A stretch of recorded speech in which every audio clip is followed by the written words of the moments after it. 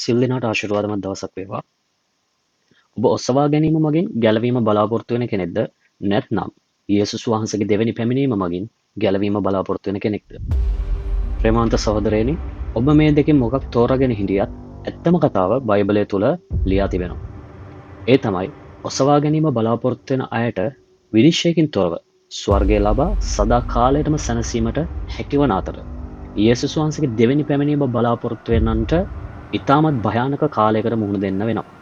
අවාසනාවකට වගේ ඔවුන් දෙවෙනි පැමිණීමේදී ගැලවීම බලාපොරොත්තු නමුත් මහත් පීඩා කාලයක් කරා ඔවුන්ට එන්න වෙන නිසා දෙවෙනි පැමිණීමට පෙර මේ අය ශීඝ්‍රයෙන් විනාශයකට පත් වෙන්න යනවා.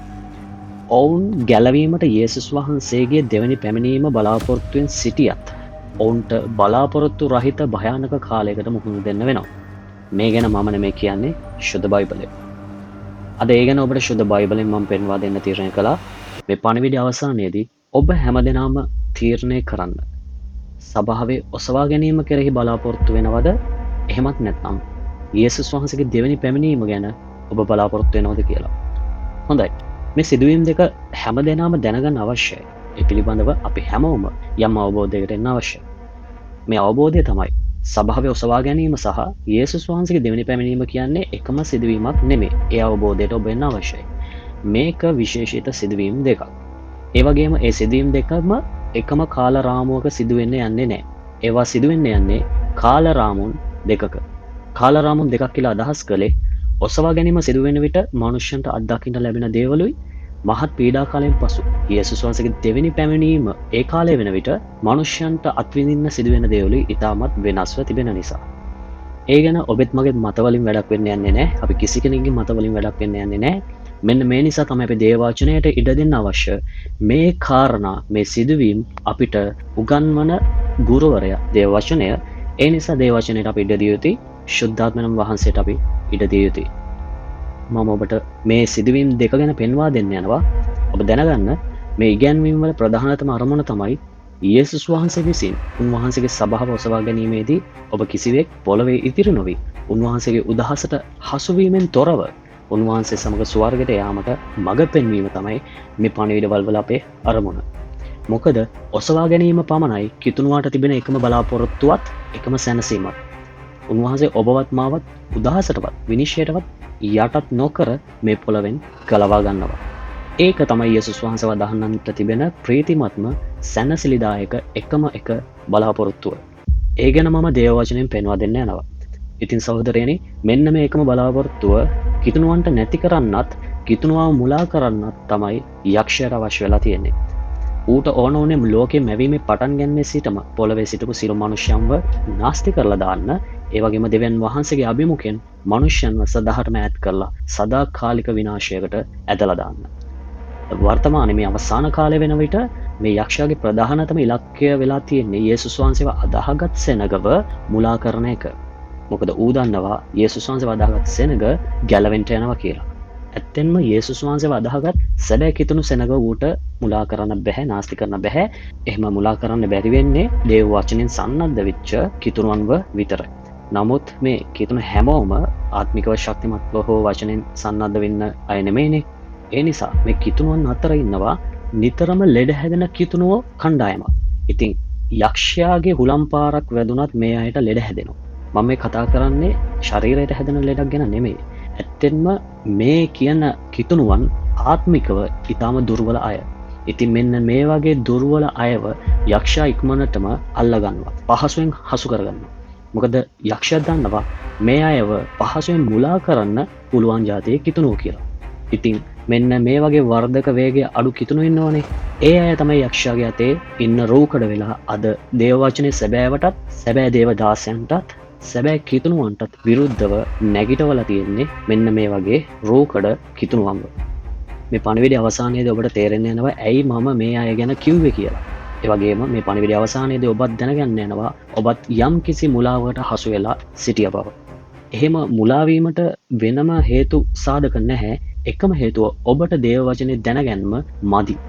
ඔබෙන් සමහරක් අය දේව වචනේ කියවන්න කම්මැලි, වචනේ මෙනෙහි කරන්න කම්මැලි, ඒක අධ්‍යයනය කරන්න කම්මැලි. මෙන්න මේ වගේ කිතුණුවන්ව නිතරම යක්ෂයාගේ ග්‍රහණයට ඉතා ඉක්මනින්ම පහසුවෙන්ම හසු වෙනවා. ඔබ එහෙම වෙන්න එපා. දේව වචනය අධ්‍යයනය කරන්න. එවිට කිසිම මුලා කරන්නෙකුට ඔබව හසු කරගන්න බැහැ. මේ පණිවිඩවල තිබෙන අවසාන කාලය ගැන, අවසාන කාලේ ඉගැන්වීම් ගැන. ඉතින් අපේ බලාපොරොත්තුව තමයි ඔබව යේසුස් වහන්සේ වෙතට ලං කරන එක, උන්වහන්සේ වෙතින් පැමිණෙන ගැලවීමට ඔබව ලං කරන එක. ඔබව දේව වචනේ සත්‍යතාවෙන් සන්නද්ධ කරන එක තමයි කිතුණු අපගේ වගකීම වෙන්නේ. ඒ නිසයි මේ ඉගැන්වීම් අපි ඔබ වෙතට ගේන්නේ. මේ පණිවිඩ අහලවත් ඕගොල්ලෝ දේව වචනේ තිබෙන සත්‍යතාවය සොයන්න, දැනගන්න, ඉගෙන ගන්න. දැන් මේ පණිවිඩ අහද්දී ඔයගොල්ලෝ හැමෝම ගාව බයිබලයක් තියාගන්න. හරි? බයිබලයක් තියාගෙන පණිවිඩේ නවත්තන්න ඕන තැන්වල නවත්ත බයිබල් වචනත් කියව පණිවිඩයට ඇහුම්කන් දෙන්න. එවිට ඔබට පැහැදිලිව මේ ඉගැන්වීම් වල තිබෙන සත්‍යතාවය දකින්න ලැබෙනවා. දැන් මේ වන විට සභාවන් වල සිටින කිතුණුවන්ට බොහෝ වියුල්කම් ඇතුල් වෙලා තියෙනවා. මොකද එක පාස්ටර්ලා දේවදාසයන් උගන්වන එක ආකාරයේ දේවල් අහලා ඔබ අතරට දැනටමත් වියුල්කම ඇවිල්ලා තියෙනවා. ඒකට හේතුවක් තියෙනවා. හරි? මේ වියුල්කම පැමිණෙන්නේ ඔබ දේව වචනේ අධ්‍යයනය නොකරන නිසා. ඔබෙන් සමහරුන්ට දැනටමත් ඔසවා ගැනීම ගැන, ඒ වගේම යේසුස් වහන්සේගේ දෙවනි පැමිණීම ගැන දන්නේ නැහැ. මේ කාරණා දෙකම, මේ සිදුවීම් දෙකම බොහෝ අය පටලවාගෙන ඉන්නවා. ඉතින් මේ පටලවීම සහ මේ වියුල්කම ඔබට පැමිණෙන්නේ ඔබ දේව වචනය කිසිම දෙයක් අධ්‍යයනය කරන්නේ නැති නිසා. සහෝදරයනි, ඔබට මට ඉන්නේ වියුල්කමේ දෙවි කෙනෙක් නෙමෙයි. ශුද්ධ බයිබලයේ 1 කොරින්ති 14:33 දී කියනවා, මක් නිසාද දෙවියන් වහන්සේ වියුල්කමේ නොව සමාදානයේ දෙවියන් වහන්සේය. මේ වචනයේදී කියන්නේ දෙවියන් වහන්සේ වියුල්කමේ දෙවියන් වහන්සේ නෙමෙයි, සමාදානයේ දෙවියන් වහන්සේ. ඔබ දේව වචනේ ඉගෙන ගන්න විට, අධ්‍යයනය කරන විට ඔබ තුලට උන්වහන්සේගේ සමාදානය පැමිණිය යුතුයි. ඔබට වියුල්කමක් එන්න බෑ. වියුල්කමක් එනවා නම් එතන මොකක් හරි ප්‍රශ්නයක් තියෙනවා. ඒ වගේම හිතෝපදේශ 2:6 දී කියනවා, මක් නිසාද ප්‍රඥාව දෙන්නේ ස්වාමින් වහන්සේය. උන්වහන්සේගේ මුඛයෙන් දැනගැන්මද ඥානයද පැමිණෙන්නේ කියලා. මේ ප්‍රඥාව ඔබට ලැබෙන්නේ දේව වචනයෙන් පමණයි. දෙවියන් වහන්සේ වෙතින් පමණයි. ඒ නිසා කරුණා කරලා සහෝදරයනි, දේව වචනේ අධ්‍යයනය කරන මේ අවසාන කාලේ ඔබ මුලාවෙන්ට තිබෙන ඉඩකඩ බොහෝ වැඩි. ඔබ වචනය දැනගත්තේ නැත්නම් යක්ෂයා සූක්ෂමව ඔබව හසු කරගන්න යනවා. දැන් මම ඔබට පෙන්වා දුන්නා දේව වචනේ ඉතාමත් පැහැදිලිවම ලියා තිබෙනවා දෙවියන් වහන්සේ වියුල්කමේ දෙවියන් වහන්සේ නෙමෙයි, ප්‍රඥාවේ දෙවියන් වහන්සේ කියලා. දෙවියන් වහන්සේට අවශ්‍ය නැහැ ඔබව දේව වචනේ වියුල් කරන්න. දෙවියන් වහන්සේට අවශ්‍ය දේව වචනේ තිබෙන සත්‍යතාවය පැහැදිලිව ඔබට පෙන්වා දීලා ඒ තුලින් සැබෑ ගැලවීම ලබා දෙන්න. ඉතින් දේව වචනේ මනුෂ්‍යයාට ප්‍රඥාව ලැබෙනවා මිසක් කිසිම වියුල්කමක් පැමිණෙන්නේ නැහැ. ඒ බව අපි හොඳ ආකාරවම දන්නවා, තදින්ම විශ්වාස කරනවා. මොකද අපේ දෙවියන් වහන්සේ ප්‍රඥාවේ දෙවියන් වහන්සේ, දැනගැන්ම දෙන දෙවියන් වහන්සේ. හොඳයි. එහෙනම් දේව වචනය අපිට කතා කරන ප්‍රධාන සිදුවීම් දෙක වෙන් වශයෙන් අපිට පෙන්වා දී තිබෙනවා. ඒ තමයි සභාවේ ඔසවා ගැනීම සහ යේසුස් වහන්සේගේ දෙවනි පැමිණීම කියන ප්‍රධාන ඉවෙන්ට් දෙක. ඒ දෙක ගැන මම පැහැදිලි ඉගැන්වීමක් අද දවසේ ඔබට කරන්න යනවා. ඒ ඉගැන්වීම තුළින් ඔබට තිබෙන සැක සහිත තැන්, වියුල්කම් සම්පූර්ණයෙන් අත්හැරෙන්න යනවා. මම ඒක විශ්වාස කරනවා. හරි. එක සිදුවීමක් තමයි සභාවේ ඔසවා ගැනීම. මේ සභාවේ ඔසවා ගැනීම යේසුස් වහන්සේ විසින් සභාවට එළිදරව් කළා වූ අභිරහසක්. හරි? ඒ ගැන ශුද්ධ බයිබලයේ ලියා තිබෙනවා. ඒ හැමදේම මම මේ පණිවිඩයෙන් පෙන්වා දෙන්න යන්නේ නැහැ. ඒ නිසා පණිවිඩයට අවශ්‍ය කාරණා පමණක් මම බයිබලයෙන් අරගෙන ඔබට පෙන්වා දෙන්න යනවා. හරි? මම මෙන්න මේදී කියන්න කැමති ඔබට, ඔබ ළඟට යම් කෙනෙක් ඇවිත් යේසුස් වහන්සේගේ අනුග්‍රහය කරුණු කොටගෙන ලැබෙන ගැලවීම හැර ව්‍යවස්ථාවේ කාරණා උලුප්පල පෙන්වලා ඒවයින් ඔබට ගැලවෙන්න පුළුවන් කියලා යමෙක් ඔබට කියනවා නම් ඔබ ඉන්නේ ලෝක හොරෙකුට අසු වෙලා. ඒ ගැන බොහොම ප්‍රවේශම් වෙන්න. යමෙක් මේ කාලේදී ඔබට උගන්වනවා නම් පැරණි ගිවිසුමේ තිබෙන ව්‍යවස්ථාව පවත්වන්න අවශ්‍යයි කියලා වහාම ඒ හිවලකින් ඈත් වෙලා යන්න. ව්‍යවස්ථාව පවත්වලා යේසුස් වහන්සේවත් සයිඩ් එකෙන් තියාගෙන ගැලවෙන්න සැලැස්මක් දෙවියන් වහන්සේ තබලා නැහැ, බයිබලේ ලියලා නැහැ. ඔය ව්‍යවස්ථාව පවත්වන්න ඕන කියන අයියලා ව්‍යවස්ථාව පවත්වන අයත් නෙමෙයි. ව්‍යවස්ථාව එක් කාරණයක් මම ඔබට මෙතනදී තබන්න යනවා. ඒ කාරණය තමයි චර්මච්ඡේදනය. මේ චර්මච්ඡේදනයේ ව්‍යවස්ථාවේ තියෙන නීති 613 එකක්. ඒ චර්මච්ඡේදනය කියන්නේ සියලුම පිරිමියාගේ චර්ම අග්‍රය කපන්න ඕන. එහෙම කරපු අය විතරයි පැරණි ගිවිසුමේදී ව්‍යවස්ථාව පවත්වන ගිවිසුමේ සෙනග විදියට දෙවියන් වහන්සේ විසින් ඒ අය පිළිගනු ලබන්නේ. හරි? ඒක පැරණි ගිවිසුමේ පිළිවෙතක්.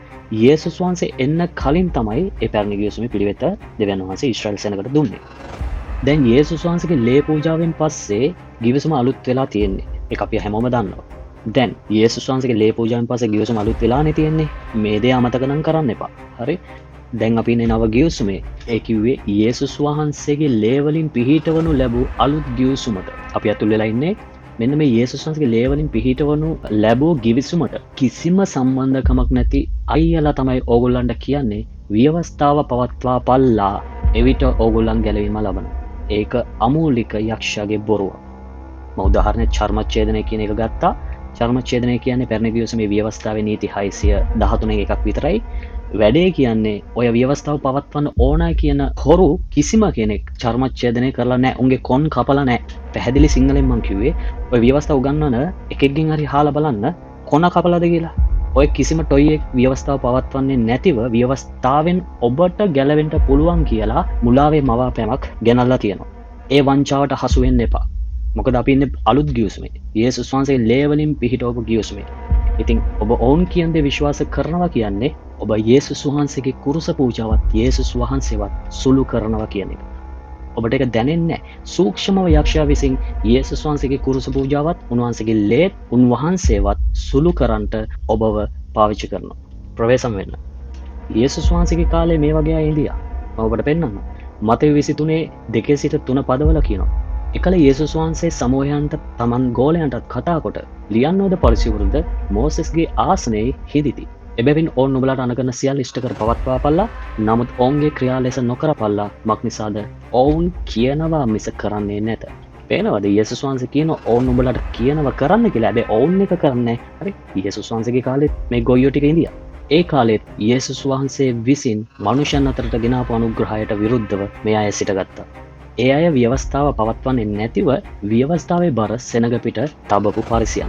මෙන්න මේ පරිසි ආත්ම අද ඔබ අතරෙත් ක්‍රියා කරනවා. ඔබ මුලා කරන්න සන්නද්ධ වෙලා ඉන්නවා. පරිස්සමෙන්. යේසුස් වහන්සේ වෙතින් පැමිණෙන සැබෑ ගැලවීම වෙනුවට වෙනත් ආදේශක පෙන්වන දේව වචනේ සත්‍යතාවයේ පෙරලා ඔබව මුලා කරන්න සාතාන් විසින් එවපු ඌගේ සේවක හිංචයියෝ සෙට් එකක් හැමතැනම ඉන්නවා. ඔබ අතර ඉන්නවා. ඒ නිසා ඔබ බොහොම ප්‍රවේශමෙන් ඔවුන්ව හඳුනගන්න. දන්නවද? සාතාන් විසින් මනුෂ්‍යයන්ව මුලා කරන්න භාවිතා කරන ප්‍රධානම මෙවලම වෙලා තියෙන්නේ දේව වචනය. ඔබට මම මතක් කරන්න මේක උප්පත්ති පොතේ ඉඳන්ම වෙච්ච දෙයක්. සාතාන් භාවිතා කරේ දේව වචනය. මුල් ස්ත්‍රිය ඒව ඒදන් නොයනේ ඉන්දියා. ඒදන් නොයනේ ඉඳපු මේ ශ්‍රී ළඟට ඇවිල්ලා සර්පය අහනවා. උයනේ තියෙන යම් ගසකින් කන්න එපා කියලා ඇත්තම දෙවියන් වහන්සේ කිව්වද කියලා. ප්‍රශ්නයක් අහනවා. උප්පත්ති 2:16 දී දෙවියන් වහන්සේ ආදම්ට කියන දේ බලලේ මුලින්ම. ස්වාමියෝ දෙවියන් වහන්සේ මනුෂ්‍යයට ආඥා කරමින් නුඹට උයනේ සියලු ගස් වලින් කැමැති ලෙස කන්ට පුළුවන්. එහෙත් යහපත හා නපුර දැනගැනීමේ ගහෙන් කන්ට එපාය. මක් නිසාද එයින් කෑව දවසේහි ඒ කාන්තේම නුඹ නසින්නේ යයි කිව්සේ. අපි දැන් බලනවා උප්පත්ති 3:2 සිට 5 දී සාතන් ඒවට මොකද්ද කිව්වේ කියලා. සර්පයා වනාහි ස්වාමිනෝ දෙවියන් වහන්සේ වනයේ සෑදූ කවර සත්වයකට වඩා ප්‍රයෝග සහිත වූයේ. ඌද ඇත්තරම උයනේ කොයි ගසකින්වත් කන්ට එපාය කියා දෙවියන් වහන්සේ කීවාදයි ස්ත්‍රියගෙන් ඇසීය. ස්ත්‍රියද උයනේ ගස්වල ගෙඩි කන්ට අපට පුළුවන්. එහෙත් දෙවියන් වහන්සේ නුඹලා නොනසින පිණිස උයන මැද තිබෙන ගහේ ගෙඩි කන්ටවත් ඊට අත ගසන්ටවත් එපායයි කීස එකයි සර්පයාට කීවාය. සර්පයාද නුඹලා ඇත්තටම නසින්නේ නැත. මක් නිසාද නුඹලා එන් කන දවසෙහි නුඹලාගේ ඇස් ඇරෙන බවත් නුඹලා යහපත හා නපුර දැනගෙන දෙවියන් වහන්සේට සමාන වන බවත් දෙවියන් වහන්සේ දන්නාසේකයි ස්ත්‍රීට කීය. පේනවද?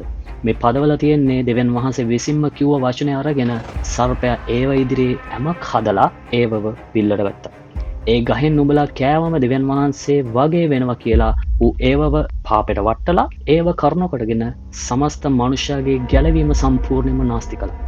ඒ විතරක් නෙමෙයි. සදා කාලයටම ගෞරවයෙන් පූර්ණව වැඩ සිටියහු යේසුස් වහන්සේට මිනිසෙක් වෙන්න උනා. මෙන්න මේ මුල් මිනිස්සු දෙන පාපයට වැටෙන්නත් සමග මේ යේසුස් වහන්සේට දුක් විඳින්න උනා, නිന്ദා අපහාස විඳින්න උනා, ඊටමත් කටුක මරණයක් විඳින්න සිදු වුණා. නැවත මේ මනුෂ්‍ය වර්ගයාට සදාකාලේ ජීවනය දෙන පිණිස. අදත් ඒ සර්පයා ඔහුගේ හිංචයන් සමග එකතු වෙලා මේ යේසුස් වහන්සේ විසින් ඔබටත් මටත් ලබා දීලා තිබෙන උතුම් ගැලවීම නැති කරන්න තමයි උගේ ඉලක්කය වෙලා තියෙන්නේ. උගේ ප්‍රධානම අරමුණ වෙලා තියෙන්නේ. උගේ ඉලක්කය සම්පූර්ණ කරන්නම පත්වෙච්ච උගේ ඒජන්තලා කිතුණු නමින් පොළවේ ඉන්නවා. කිතුණු වෙස් අරගෙන ඔබත් මමත් අතර ඉන්නවා. ඒ ගැන මම කලිනුත් කිව්වා. නැවත නැවතත් ඒ ගැන මම මතක් කරනවා. හොඳින් මතක තියාගන්න මේ දේ. ඒදන් නොයනේදී සාතාන් කළේ දේව වචනය අරගෙන රවටලා සදාකාලික ජීවිතය සමස්ත මනුෂ්‍යයාට නැති කරපු එක. යේසුස් වහන්සේවත් කාන්තාරයේදී උතුම්වර පරීක්ෂා කරන්න හැදුවෙත් දේව වචනයම අරගෙන. මතක් කරගන්න. ඌ ප්‍රයෝග සහිතව යේසුස් වහන්සේව නම්ම ගන්න 3 වරක් උත්සාහ කළා. මේ ආකාරයෙන්ම ඔබටත් මටත් දෙවියන් වහන්සේ ගැලවෙන්න තිබෙන එකම උතුම් අවස්ථාව ඔසවා ගැනීම නැති කරන්න ඌ ප්‍රයෝගයෙන් යුක්තව කටයුතු කරනවා. ඌට උපකාරයට ඉන්නේ කවුරුත් නෙමෙයි දේව වචනේ නොදන්න දුර්වල උඩඟු කිතුනුව. උඩඟුයි කියලා කිව්ව උන් දේව වචනේ දන්නවා කියලා හිතාගෙන ඉන්නවා. නමුත් දන්නේ නැහැ ඔවුන් අනිත් අයව රවට්ටනවා. සහෝදරයනි, ඔබ මේ ඔසවා ගැනීම ගැන දැනගෙන සිටිය යුතුමයි. මොකද ශුද්ධ බයිබලය යේසුස් වහන්සේගේ සභාවේ මිදීම ගැන එක අභිරහසක් විදිහට පැහැදිලිව සඳහන් කරලා තියෙනවා. අන්න ඒ ඔසවා ගැනීමේ උතුම්ම ආශිර්වාදමත් අනර්ගතම අවස්ථාව ඔබට අහිමි කරන්න තමයි අද යක්ෂයා ඌගේ සගයන් වයිතා සූක්ෂමව පාවිච්චි කරන්නේ. දන්නවද මේවටම කියලා ඔබව මුලා කරන්නම සෙනගව මුලා කරන්නම කියලා සාතන් විසින් ස්ථාපිත කළ කිතුණු නමින් සභාවන් පවා හැමතැනම තියෙනවා. ලෝකෙ වටේම තියෙනවා. ඒවායේ උගන්වනු බූරු බවතුන් කියනවා යේසුස් වහන්සේ තමයි ස්වර්ගෙන් වැටුණ ලුසිෆර්, යේසුස් වහන්සේ තමයි මිකායෙල්, යේසුස් වහන්සේ තමයි දෙවියන් වහන්සේ විසින් මවපු මුල්ම මැවිල්ල. මෙන්න මේ වගේ ඉතාමත් අපහාසික ඉගැන්වීම් කරන හිපාටු සභාවල් සාතන් විසින් ගොඩනගා තිබෙනවා. දැනටමත් මනුෂ්‍යයන්ව මුලා කරමින් සිටිනවා. ඒ නිසා බොහොම පරිස්සම් වෙන්න කිතුනුවනේ මේ අවසාන කාලයේදී සාතන් එන්නේ ආලෝකයේ දූතයා විදියට. දේව වචනය අරගෙන එන්නේ. දේව වචනයෙන්මයි ඔබ මුලා කරන්නේ. දේව වචනයෙන්මයි ඔබගේ ගැලවීම නැති කරන්නේ. ඔය හිංචයියොත් මේක අහගෙන ඉන්න ඇති. හොඳට අහගන්න. යේසුස් වහන්සේගේ කුරුස පූජාව පමණක්ම සුළු කළාම ඇති. හලෝ. කුරුස පූජාවත් යේසුස් වහන්සේවත් සුළු කරලා බලපල්ලා. සුළු කරන උන්ගේ අවසානය ඉතාමත් නින්දිත වෙන්න යනවා. වහම පසුතැලි වෙලා හැරියල්ලා. මොකද උඹලා විනාශ වෙන්න යනවා. දන්නවද පැරණි ගිවිසුමේ ව්‍යවස්ථාව පැවැත්වීමෙන් ගැලවීමක් ලැබෙනවා කියලා බලාපොරොත්තුවක් ලොකුවට පොඩි බැඳගෙන ඉන්න මේ උදවිය තමයි සභාවේ ඔසවා ගැනීමක් නැහැ, ඔසවා ගැනීම කියන්නේ බොරුවක් කියලා මනුෂ්‍යයන්ට හැමතැනම මේ සාතනික අවිශ්වාසය වපුරලා තියෙන්නේ. නමුත් ශුද්ධ බයිබලය කියවන්නේ නැති කිතුණුවා අසු වෙනවමයි මේ කාරණයට. මොකද බයිබලය දන්නේ නැහැ. බයිබලයේ ලියා තිබෙන දේ දන්නේ නැහැ. අධ්‍යයනය කරලා නැහැ. නමුත් ඔබට මම කියනවා ශුද්ධ බයිබලයේ පැහැදිලිවම මේ ඔසවා ගැනීම ගැන ලියා තිබෙනවා. ඒ ගැන මේ පණිවිඩය අවසානයේදී අනිවාර්යෙන් ඔබ දැකගන්න යනවා, දැනගන්න යනවා. ඒ නිසා ඉවසීමෙන් අසාගෙන ඉන්න කරුණු කාරණා පැහැදිලිව එකින් එක ඔබට මම පෙන්වන්න යනවා. මේ හිංචයියෝ මේ ඔසවා ගැනීමේ ආශිර්වාදාත්මක අවස්ථාව ප්‍රසිද්ධියේ සමච්චලයට ලක් කරමින් ඉන්නවා. විනාශ වෙන්න ඉන්න ඔවුන්ට ඔසවා ගැනීමෙන් වැඩක් නැති වෙන්න පුළුවන්. නමුත් මේ පණිවිඩය අහන ඔබ ප්‍රවේශම් වෙන්න. මේක යක්ෂයාගේ කූටුපායක්. ඔබගේ ගැලවීම නාස්ති කරන්න ඌගේ හිවලුම්ව ඔබ වෙතට එවලා තියෙන්නේ. මම ඒ අයට හිවල්ලු කියලා කියන්නේ ඇයි? මොකද අපි දන්නවා දේව වචනේ එක පෞකාරයෙක්ගේ හැරීම මුළු ස්වර්ගයටම දැනෙනවා. ඔවුන් භුක්ති විඳිනවා.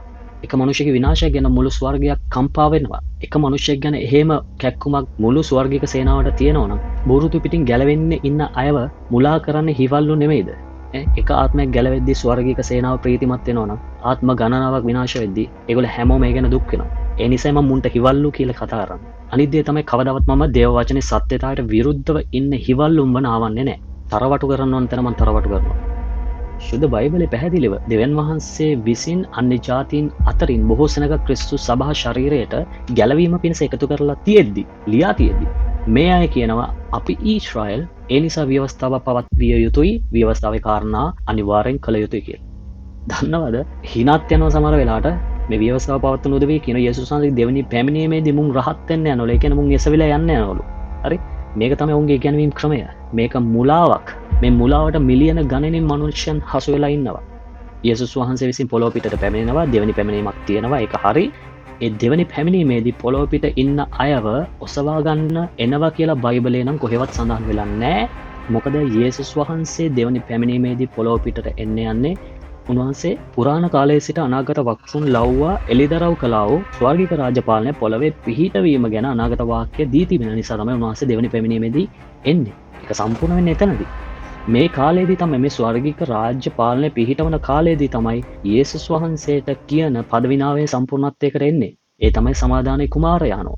ඒ විතරක් නෙමෙයි පදවිනාම කිහිපයක් සම්පූර්ණ වෙන්න යනවා. මෙන්න මේ දෙවෙනි පැමිණීමේ කාලයේදී. දැන් මේ යේසුස් වහන්සේගේ දෙවෙනි පැමිණීමේදී රහත් වෙන බලන් ඉන්න අයියලා හොඳින් අහගන්න. යේසුස් වහන්සේගේ දෙවෙනි පැමිණීමේදී ඔසවා ගැනීමක් හෝ රහත් වීමක් වෙන්න යන්නේ නැහැ. ශුද්ධ බයිබලයේ ලියවිලාත් නැහැ. නමුත් ඒ පොළවට එන දවසේදී පොළවේ ඉතිරි වෙලා ඉන්නවනේ සෙනගක්. අන්න උන්ට රහත් වෙන්නම නෙලනවා කියලා නම් බයිබලේ ලියලා තියෙනවා. හරි. එසවිලා යන්නේ රහත් වෙන්නම නෙලන්න තමයි එන්නේ. හරි. ඔසවා ගැනීම අවිශ්වාස කරන අය අන්න ඒ විදිහට රහත් වෙන්න බලාගෙන ඉන්න දෙවෙනි පැමිණීමේදී. තව සුභ ආරංචියක් තියෙන ඔය රහත් වෙන්න ඉන්න අයට. අවුරුදු 7ක පීඩා කාලයක් එනවා. ඒක සිද්ධ වෙනවා යේසුස් වහන්සේගේ දෙවෙනි පැමිණීම වෙන්න කලින්. මෙන්න මේ පීඩා කාලයේදී රහත් වෙන්නත් ක්‍රම ගණනාවක් එළිදරව් පොතේ ලියලා තියෙනවා. අවශ්‍ය නම් එළිදරව් පොතේ 6 වෙනි පරිච්ඡේදයේ ඉඳන් 18 වෙනි පරිච්ඡේදය වෙනකන් රහත් වෙන ක්‍රමවේද මොනවද කියලා ලියවිලා තියෙනවා. සමහර විට යේසුස් වහන්සේ එන්න කලින්ම එළිදරව් පොතේ කාලෙදිම රහත් වෙන්න අවස්ථාවක් ලැබෙනවා. ඒ ගැන දැනගන්න පුළුවන්, දැනගන්න අවශ්‍යය එළිදරව් පොතේ 6 වෙනි පරිච්ඡේදයේ ඉඳන් 18 වෙනකන් කියවන්න. හරි, මම දැන් කිව්වනේ යේසුස් වහන්සේගේ දෙවෙනි පැමිණීමේදී පොළවේ ඉන්න අයට රහත් වෙන්නම නෙලනවා කියලා. ඔව්, ඒක ඇත්තටම වෙන්නේ නැහැ. ඒ ගැන මම බයිබලෙන් පෙන්වා දෙන්නම්. නැත්තම් මමම උපදවලා කතා කරනවා කියලා හිතයිනේ. මම ඒක බයිබලෙන් පෙන්නලා දෙන්නම්. මොකද ඔය අයියලා දෙවෙනි පැමිණීම ගැන ඇත්තටම දන්නේ නැහැ. දෙවෙනි පැමිණීමේදී ගැලවෙනවා කියන අයියලා දන්නවා නම් ඕවා ගැන කියවන්නේ නැහැ. ඔය නොදන්න බබාලට මම මේ දැන් කියලා දෙන්න යනවා මේ දෙවෙනි පැමිණීම කියන්නේ මොකද්ද කියලා. මතේ පොතේ 24-28 වෙනි පදයේදී කියනවා යම් තැනක මලගොනු ඇත්තේද එතන ගිජ්ජලිහිනියෝ රැස්වන්නෝය. එළිදරව් පොතේ 19:15 වෙදී කියනවා ජාතීන්ට පහර දෙන පිණිස උන්වහන්සේගේ මුඛයෙන් තියුණු කඩුවක් නික්මෙයි. උන්වහන්සේ යදණ්ඩකින් ඕන ආණ්ඩු කරනසේක. උන්වහන්සේ සර්ව පරාක්‍රම දෙවියන් වහන්සේගේ කෝපයේ උදාස නැමැති මුද්‍රික පැස මඩිනසේක. ඇහුණද මේ තියෙන්නේ දෙවෙනි පැමිණීම ගැන. මේ කතා කරන්නේ යේසුස් වහන්සේ දෙවෙනි වතාවට පොළොවට එද්දි වෙන්න යන දේ ගැන. හරි? එසවිලා නම් යන්නේ නෑ පුතේ. පස්දුන් රටේම රහත් වෙන්නම නෙලලා තමයි යන්න එන්නේ දෙවෙනි පැමිණීමේදී. හරි, කට්ටියම සූදානම් වෙන්න. ඔය අයියලා ගැලවෙන්න බලාපොරොත්තුව තියාන් ඉන්න දවස ගැන. ඒ කිව්වේ දෙවෙනි පැමිණීමේ දවස ගැන. යේසුස් වහන්සේ දෙවෙනි වතාවට මේ පොළොවට එන දවස ගැන තමයි බයිබල් පද දෙකෙන් කියුවේ. යේසුස් වහන්සේගේ දෙවෙනි පැමිණීමේදී ගැලවෙනවා කියලා උගන්වන අයටයි ඔවුන්ගේ ඉගැන්වීම් විශ්වාස කරලා මුලා වෙලා ඉන්න අයටයි මේ පණිවිඩයේ අවසානයේදී අනිවාර්යෙන් තීරණයකට එන්න දෙවියන් වහන්සේ ආශිර්වාද කරන සේක්වා කියලා මම යාඥා කරනවා. අනිවාර්යෙන් ඔබ තීරණයකට එයි කියලා මම දන්නවා. උඩ අපි කියවපු පද දෙකේ තියෙන්නේ යේසුස් වහන්සේගේ දෙවෙනි පැමිණීම තද උදාසෙන් යුක්තව පැමිණෙන දවසක් බව. ඒ ගැන අනාගත වක්තෘවරුන්ගේ පොත්වල සිට එළිදරව් පොත් දක්වා ලියා තිබෙනවා. පොළව පිට ස්වාමින් වහන්සේගේ උදහස ඉතාමත් භයානකව සියලු ජාතීන් කෙරෙහි භයානක විනිශ්චයක්ව පැමිණෙනවා කියලා. තවදුරටත් මම යේසුස් වහන්සේගේ දෙවෙනි පැමිණීම ගැන පැරණි සහ නව ගිවිසුම යන දෙකෙන්ම පෙන්වා දෙන්න යනවා. හොඳින් අහගෙන ඉන්න. යෙසායා 13:6 සිට 10. මොරගසා වැළපියල්ලා මක් නිසාද ස්වාමින් වහන්සේගේ දවස ලංව තිබේ. එය සර්ව පරාක්‍රමයාණන් විසින් එවන විනාශයක් මෙන් පැමිණේ. මොකක්? මොරගසා වැළපියල්ලා? අපේ අය උඩ පැන පැන ඉන්නේ මේ දෙවෙනි පැමිණීමේදී ගැලවෙන්නනේ. හැබැයි බයිබලයේ කියන්නේ මොරගසා වැළපියල්ලා කියලා. ඔය දෙවෙනි පැමිණීම ගැන උගන්වන අයියලා අහගෙන ඉන්නව ඇති නේද? ඔය දෙවෙනි පැමිණීම ගැන උගන්වන අයියලා අහගෙන ඉන්න හොඳේ. ගැලවෙන්න බලාගෙන ඉන්නේ මේ කාලයේදී නේ. තවම ඉවර නැහැ, තව තියෙනවා. අහගෙන ඉන්න අවසානයේ වෙනකන්. අහගෙන ඉඳලා ප්‍රීති වෙන්න එක්කෝ වැළපෙන්න. යෙසායා 13:6 සිට 10 මොරගසා වැළපියල්ලා මක් නිසාද ස්වාමින් වහන්සේගේ දවස ලංව තිබේ. එය සර්ව පරාක්‍රමයාණන් විසින් එවන විනාශයක් මෙන් පැමිණේ. එබැවින් සෑම අත් බෙලහිනවන්නේය, සියලු මනුෂ්‍යයන්ගේ සිත් දියවන්නේය. ඔවුහු කැළඹෙන්නෝය, වේදනාද රුජාද අල්ලා ඔවුහු බිහි කරන ස්ත්‍රියකු මෙන් වේදනාව විඳින්නෝය. ඔවුහු එකිනෙකනා දෙස විශ්මයෙන් බලන්නෝය. ඔවුන්ගේ මුහුණු ගිනි දළුමෙන් වන්නෝය. බලව දේශය පාලු කර එහි සිටින පෞකාරයන් එයින් නැති කර දමන පිණිස ස්වාමින් වහන්සේගේ දවස රෞද්‍රව කෝපය හා බලවත් උදහස ඇතිව එන්නේ. මක් නිසාද අහසේ තාරකාද ග්‍රහපන්තිද ඒවායේ එළිය නොදෙන්නෝය. ඉර සුවකිය ගමනේදී අඳුරවන්නේය, සඳද තමාගේ එළිය බැබලෙන්ට නොදෙන්නේය. වුණාද? දැන් මේ පදවල ලියා තියෙන්නේ යේසුස් වහන්සේ පොළොව පිට දෙවෙනි වතාවට පැමිණෙන දවස ගැන. හරි? ඒ දවස ගැන කියවද්දි හරිම සතුටුදායකයිද? සතුටුදායක සුභාරංචියක් තියෙනවා. බයිබලයේ ඔය කියවපු වචනේ තියෙනවා එක තැනක දෙවෙනි පැමිණීම බලාගෙන ඉඳලා ගැලවෙන්න ඉන්න අයියලාට ඒ කාලේදී බබාලත් හම්බෙන්න යනවලු. බලන්නකො මේ පදේ මොකද්ද කියන්නේ කියලා. 8 වෙනි පදේ. ඔව්හු කැළඹෙන්නෝය, වේදනාද රුජාද අල්ලා ඔව්හු බිහි කරන ස්ත්‍රියකු මෙන් වේදනාව විඳින්නෝය. ඔව්හු එකිනෙකනා දෙස විශ්මයෙන් බලන්නෝය. ඔවුන්ගේ මුහුණු ගිනි දළුමෙන් වන්නෝය. මාර බලාපොරොත්තු සහගත දවසක් නෙමේ දෙවෙනි පැමිණීම මේ බලාපොරොත්තුෙන් ඉන්න අයට තියෙන්නේ. නේද? බලාගෙන ඉන්න සමහර අයියලා ඒ කාලේදී දරුවොත් ප්‍රසූත කරන්න යනවා. මම නෙමෙයි කියන්නේ බයිබලයේ කියන්නේ. හොරු ඉගැන්වීම් පසුපස යන මෝඩ මිනිස්සෙනේ. මේ දෙවෙනි පැමිණීම ගැලවීමට තබා තිබෙන දවසක් නෙමෙයි. මුලා වෙන්න එපා. මොනවද මේ බයිබල් පදවල තියෙන්නේ? තමන්ගේ භාෂාවෙන්ම බයිබලයේ කියවනවා. නමුත් තමුන්ලා අන්ධයෝ වගේ හැසිරෙන්නේ. යේසුස් වහන්සේ ජාතීන්ට තමාගේ උදහසින් පහර දීලා පොළවේ ඉන්න පෞකාරයන්වත් අභක්තිකයන්වත් නාස්ති කරනවා කියලා මේ බයිබල් පදවල ලියලා තියෙනවා. ඒ පහර දීමෙන් පස්සේ යේසුස් වහන්සේ එන්න යන්නේ පොළවට අවුරුදු 1000ක උන්වහන්සේගේ ස්වර්ගික රාජ්‍ය පිහිටවන්න. ඒ උදහසින් යුක්තව එන දවස ගැලවීමේ දවස කියලා ඔබව ඕන් බිල්ලක් කරගෙන ඉවරයි. දෙවෙනි පැමිණීම කියන උදහසේ දවසක්. දැන්වත් ඇස් ඇරපල්ලා. මේක දේව වචනෙන් තදබල තරවටුවක්. හැමෝටම මං කියන්නේ. ඒක අමතක කරන්න එපා. ආය අහගෙන ඉන්න කියවන්න. යසය 13:6 සිට 10. මොරගසා වැළපියල්ලා මක් නිසාද ස්වාමීන් වහන්සේගේ දවස ලංව තිබේ. එය සර්ව පරාක්‍රමයන්න් විසින් එවන විනාශයක් මෙන් පැමිණෙයි. එබැවින් සෑම අත් බෙලහිනවන්නේය. සිළු මනුෂ්‍යයන්ගේ සිද්ධිය වන්නේය. ඔවුහු කැළඹෙන්නෝය. වේදනාද රුජාද අල්ලා ඔවුහු බිහි කරන ස්ත්‍රියකු මෙන් වේදනා විඳින්නෝය. ඔවුහු එකිනෙකා දෙස විශ්මයෙන් බලන්නෝය. ඔවුන්ගේ මුහුණු ගිනිදළුමෙන් වන්නෝය. බලව දේශපාලු කර එහි සිටින පෞකාරයන් එයින් නැතිකර දමන පිණිස ස්වාමින් වහන්සේගේ දවස රෞද්‍රව කෝපය හා බලවත් උදහස ඇතිව එන්නේය. මක්නිසාද අහසේ තාරකාද ග්‍රහපන්තිද ඒවායේ එළිය නොදෙන්නෝය. ඉර සුවකිය ගමනේදී අඳුරුවන්නේය. සඳද තමාගේ එළිය බැවලෙන්ට නොදෙන්නේය. මනුෂ්‍යනි, ඔබගේ ගැලවීම ඔබට අහිමි වෙන්නේ මොන හේතුවක්වත් නිසා නෙමෙයි. මේ දේව වචනේ තිබෙන සැබෑ ඉගැන්වීම ඔබ නොදන්න නිසා. සමහරු ඉන්නවා මේ සැබෑ ඉගැන්වීම ප්‍රතික්ෂේප කරන. සාතන් දැනටමත් ඔබව හරි සූක්ෂමව මේ මුලාවට හසු කරගෙන ඉවරයි.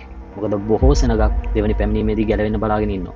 ඔබව හසු කරගෙන ඉන්න ප්‍රධාන තැනක් ගැන තමයි මම කියලා දෙන්නේ. යේසුස් වහන්සේ සභාව උන්වහන්සේගේ සෙනගව පීඩා කාලයක් කරා එන්න තියලා නැහැ. හරි? දෙවනි පැමිණීම බලාපොරොත්තු වෙන්න එපා. දෙවනි පැමිණීම විශේෂ සෙනගක් වෙනුවෙන් වෙන් කරපු කාලයක් ඒක.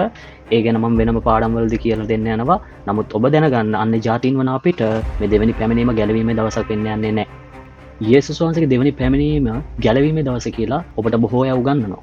දෙවනි පැමිණීමේදී තමයිලු ස්වර්ගයට ඔබ වෙසවිලා යන්නේ. ඒක සම්පූර්ණයෙන් වැරදි. එහෙම දෙයක් බයිබලෙන්නේ නැහැ. දෙවනි පැමිණීමේදී කිසිම කෙනෙක් ස්වර්ගයට එසවිලා යන්නේ නැහැ. මොකද යේසුස් වහන්සේ ඉන්නේ පොළවට. පොළවින් උන් කොහෙද ස්වර්ගයට යන්නේ? යේසුස් වහන්සේ පොළවට එද්දි. අවුරුදු 1000ක රාජපාලනයට. දෙවනි පැමිණීම කියන්නේ ස්වර්ගයේ ඉන්න යේසුස් වහන්සේ පොළොව මතට එනවා කියන එක. ඒ තමයි දෙවන් වහන්සේ විසින් අනාගත වත්රුන් ලවා කියවූ වචන සම්පූර්ණ වීම පිණිස සිදුවෙන විශේෂිත සිදුවීමක්. උන්වහන්සේගේ එක්තරා ආකාරයේ සැලැස්මක සම්පූර්ණ වීමක්. ඒ ගැන මම දානියේල පොතේ 9:13 සිට 14 පදවලින් සහ 27 පදයෙන් පෙන්වා දෙන්න යනවා. මම රාත්‍රී දර්ශනවලදී දුටිමි. බලව අහසේ වලාකුළු සහිත මනුෂ්‍ය පුත්‍රයෙකුට සමාන කෙනෙක් ඇවිත් පුරාතන තැනන් වහන්සේ වෙතට පැමිණෙන්නේ. ඒ තැනන් වහන්සේ ඉදිරියට උන්වහන්සේ පමුණුවනු ලැබූසේක. සිළු ජනයන්ද ජාතින්ද භාෂාවන්ද උන්වහන්සේට සේවය කරන පිණිස ආණ්ඩු බලයද ගෞරවයද රාජ්‍යයක්ද උන්වහන්සේට දෙන ලද්දේය. උන්වහන්සේගේ ආණ්ඩුව පහනවන්න සදාකාලික ආණ්ඩුවක්ය. උන්වහන්සේගේ රාජ්‍යද නැති නොවන්නේ. මුළු අහස යට තිබෙන රාජ්‍යවල රජකමද ආණ්ඩුවද මහත්කමද මහෝත්තමයන්ගේ ශුද්ධවන්තයන් වන සෙනගට දෙනවා ඇත. උන්වහන්සේගේ රාජ්‍ය සදාකාල රාජ්‍යයක්ය. සියලුම ආණ්ඩුද උන්වහන්සේට සේවය කර කීකරුවනවා ඇතැයි කීවේය. පැහැදිලිද? යේසුස් වහන්සේ දෙවෙනි වතාවට පොළොවට එන්නේ මෙන්න මේ රාජ්‍ය පිහිටුවන්නේ. ඒක අනාගත වක්තුන් හර දෙවියන් වහන්සේ සම්පූර්ණ කරන යන සිදුවීමක්. යේසුස් වහන්සේ පොළොවට එන්න යන්නේ කවුරුත් එසවෙන්න යන්නේ නැහැ. දැන් මේ දෙවෙනි පැමිණීමේදී එසවෙන්න බලන් ඉන්න අය ඉන්නවනේ. ඒ අයගේ මම ප්‍රශ්නයක් අහනවා. යේසුස් වහන්සේ අවුරුදු 1000කට පොළොවට එන දවසේ ඕගොල්ලන් කොහෙටද එසවෙන්න බලන් ඉන්නේ? ඒක මොන විකාර අදහසක්ද?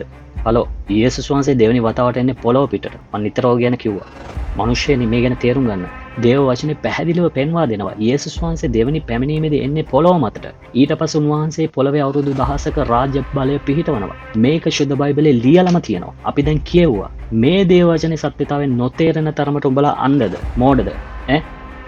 මේ තමයි යේසුස් වහන්සේ දෙවෙනි වරට පොළොවට එන්න යන හේතුව.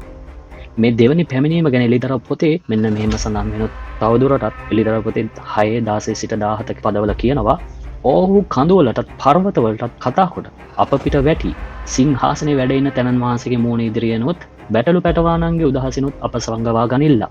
මක් නිසාද උන්වහන්සේගේ උදහසෙන් මහත් දවස පැමිණුණ බැවින් සිටින්න පුළුවන් කාටදයි කීවෝය. දැන් ඔය දෙවෙනි පැමිණීමේදී ගැලවෙන්න බලාගෙන මාර අදිෂ්ඨානයකින් ඉන්න අයියලා සෙට් එකක් ඉන්නෝනේ. නමුත් ඒ අය ගැන බයිබලය මෙහෙම දෙයක් කියනවා. ඔහු කඳුවලටත් පර්වතවලටත් කතා කොට අප පිට වැටි සිංහාසනේ වැඩ ඉන්න තැනන් වහන්සේගේ මූණ ඉදිරියනොත් බැටළු පැටවානන්ගේ උදහසිනුත් අප සඟවා ගන්න. මක් නිසාද උන්වහන්සේගේ උදහසේ මහත් දවස පැමිණුණ බැවින් සිටින්න පුළුවන් කාටදයි කීවෝය. දෙවෙනි පැමිණීමේදී ගැලවෙන්න බලන් ඉන්න අයියලා ඒ කාලේදී හැංගෙනවා. මම නෙමෙයි කියන ශුද්ධ බයිබලය. ඒකට හේතුව තමයි මේ ලිදරව් පොතේ 6 වෙනි පරිච්ඡේදයේ මේ කාලය වෙද්දී මේ සෙනග භයානක උදහසට මුහුණ දෙමින් තමයි ඉන්නේ. ඒකයි උන් හැංගෙන්නේ. යේසුස් වහන්සේගේ දෙවෙනි පැමිණීම කියන්නේ ජාතින්ට විනිශ්චය දවසක් කියලා. පොළොවට මහත් උදහසේ දවසක් කියලා. ඇතිතරම් ශුද්ධ බයිබලයේ සාක්ෂි පද තියෙනවා. මතක තියාගන්න. දෙවෙනි පැමිණීමේදී යේසුස් වහන්සේ එන්නේ ජාතින්ට පහර දෙන්න. අභක්තික සෙනග නාස්ති කරන්න. යේසුස් වහන්සේගේ දෙවෙනි පැමිණීම උදහසේ දවස බව ශුද්ධ බයිබලයේ පැරණි ගිවිසුමෙන් සිට නව ගිවිසුම එළිදරව් පොත දක්වා පැහැදිලිව ලියා තිබෙනවා.